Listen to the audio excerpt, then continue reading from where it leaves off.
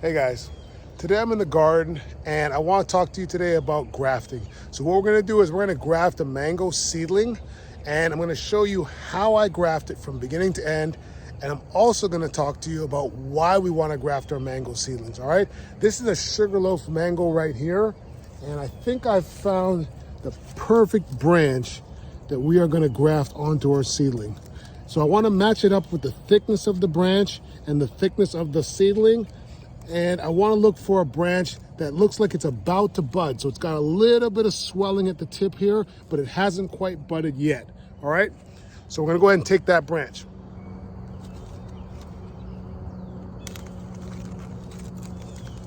So we've got our branch, also called our scion, and we're going to prep this for grafting.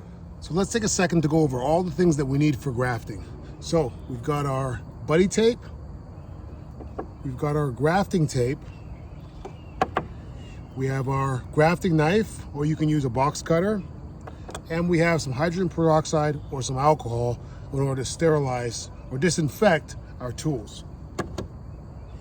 We also have labels, so we can label so we know what graft we're grafting onto our seedlings. So the reason why we graft our seedlings is because when you plant a mango seed or an avocado seed, you're not going to get the same fruit. They don't grow true to seed, so you're not going to get the same fruit that you planted. It will be somewhat different. It'll be sort of a new variety. It may be better, it may be worse. But the downside of that is you're going to have to wait probably about 7 to 10 years before you're going to find out what kind of fruit you got. Whereas if you graft it, you're going to get exactly the fruit from the tree that you grafted it from, and you're going to find out what kind of fruit you have within 2 to 3 years. So it speeds up that timetable. So instead of waiting 10 years, you might only wait 3 years to get a fruit. So those are two of the main reasons why we graft. When you go into a nursery and you buy a mango tree or an avocado tree, those are grafted trees. They don't sell seedlings. They sell you grafted trees because those are predictable and you're going to get fruit much sooner. So we selected our seedling and we have our scion. So we have a scion that matches up in diameter to this seedling right about here. So the first step, we're going to prep our scion. This scion came from a Glen mango, so I'm going to label this as a Glen mango because once I put this on, it's going to be a Glen mango tree, and it won't be a whatever this seedling was. I don't even know what kind of seedling it was from. But so we've got our buddy tape, and this you can order online. They don't have it on Amazon, but you can order it on you have to just Google search it, and you can order it from wherever you find it on Google. But it's buddy tape. It's a little expensive, but it's really good because it's very easy for the buds to sort of grow right through this. Now, I like to wrap the top of this because the number one reason why your grafts are going to fail is because they lose moisture and they dry out. So when you wrap this, it keeps it nice and moist, okay?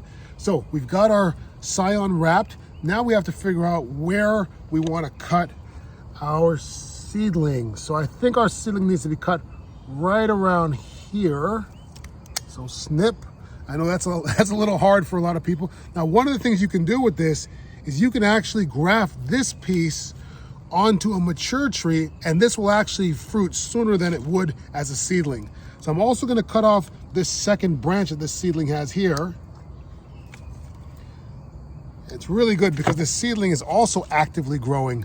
So we've got a very healthy sort of seedling, and we have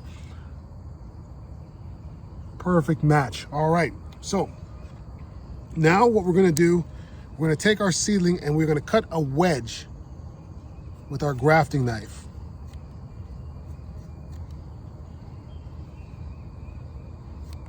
And we already used the hydrogen peroxide and we cleaned off our all of our tools. Alrighty. So we've got a nice wedge there. We want this to feel like it's about 1 cell thick at the very tip. All right, so we've got a really nice V there. Now the important thing is we have to line the cambium of this with the cambium of our graft. So there's a layer right underneath the skin or the bark of the tree, and it's a little green layer. That's the layer that needs to line up with the layer of our donor plant, our recipient plant, okay? So we're gonna put this right here. Now we're gonna take a little closer. We're gonna cut a slit right down the middle. And this is called a wedge graft. And I think it's the simplest graft, and it's the one that I find has the best sort of success rate for me. Now, different people have different grafts that they like, their favorites, but I like a wedge graft. It's pretty simple. So I've cut a slit in the middle of this here. I'm gonna take my wedge that I've cut and I'm gonna put that right in between there. And the whole goal is to make sure that on either one side or even both sides, if you have the right diameter, both sides should line up. If not, you wanna make sure at least one side that the edge or the cambium of each is lined up with each other. So I have that lined up in there. See that right there? So we got a nice fit. I'm not able to see any daylight through that. So I think that's really good where it is right there. Down just a little bit. So our next step is we want to create tension. Now you can use a zip tie on that. I like to use this other grafting tape, which I just pull a little bit tighter and it becomes almost like a string or like a rope. And then all I'm gonna do is just wrap this up and make sure that I have not super tight pressure, but just enough pressure that we have constant contact between the Zion and the seedling portion. And we're gonna wrap that up and now we're gonna tie it.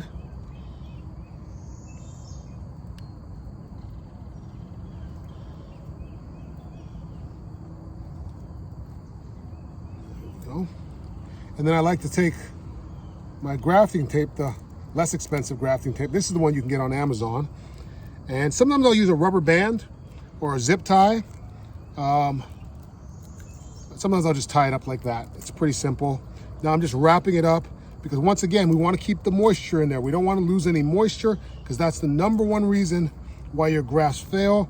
#2 is not lining up the cambiums, and we talked about that. So here we go. We've got this wrapped up. And we're just gonna break that off. And there you go. And this is a graft that is completed probably in about 4 to 6 weeks. We should see buds start to break through the tape. You don't have to remove the tape up here, but I do like to unwrap this once this has grown a couple flushes. All right, let me show you a graft that is successful, that's already done. This is an avocado graft that I did probably about 2 months ago. And here's the graft union here. And you can see it's flushing out with some nice growth. So this avocado is gonna fruit within a couple years instead of taking 7 to 10 years to fruit. And I'm gonna know exactly what kind of avocado this is, because this is a day avocado because it came from my day avocado tree. All right, so if you learned something there, hit the like button, subscribe, check me out on YouTube, we're on YouTube. Check me out on Instagram and TikTok as well. I'm Andrethefarmer everywhere. Check out my website at permaculturelife.com as well. All right, guys, take care, bye-bye.